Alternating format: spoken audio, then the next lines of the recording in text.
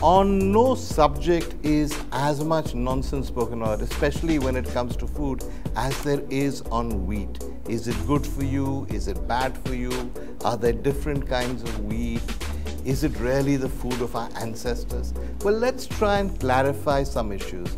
Yes, wheat is the food of our ancestors. We know that way back, thousands of years ago, Indians ate wheat. We made what seemed to be rotis.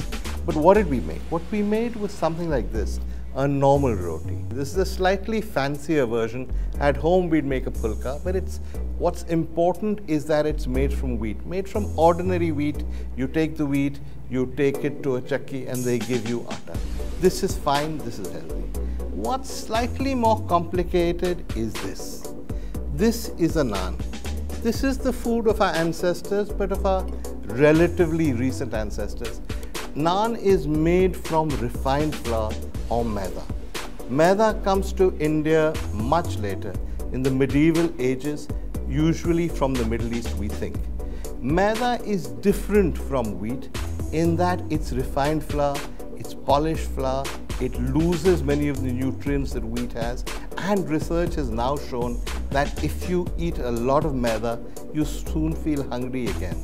So the campaign in the West is, don't eat white bread. White bread is bad for you because it's made from maida. Eat brown bread. Brown bread, like the roti, is made from wheat and is healthy. Is that necessarily true? Well, in India, it's more complicated.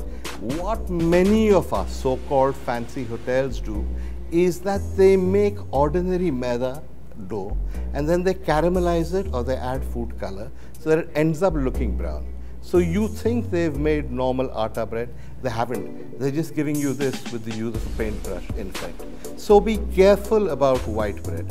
How can you tell the difference? It's easy. White bread is relatively spongy. Brown bread is never spongy.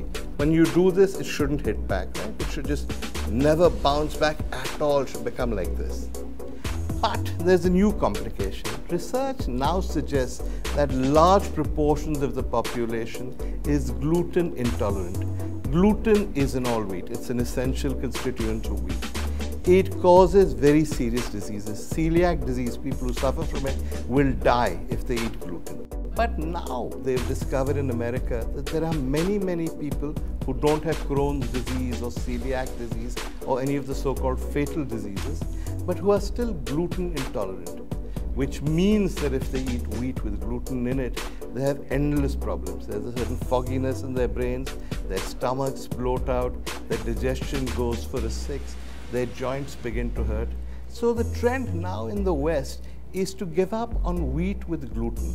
What you then get is something called gluten-free bread.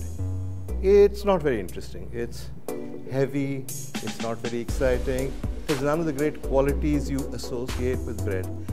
And even more than that, you see, so it feels like a bit of a wet sponge after a bath. So it's not bread that you really want to eat. But if you are determined to eat bread, your healthiest option is gluten-free bread. Your second healthiest option is a roti made with atta. Your least healthy option is maida. Remember that. Did you like the video? Well, if you did, post a like. It's easy enough to do. And if you have comments, suggestions, complaints even, send them to us. But whatever you do, don't forget to subscribe to Going Viral.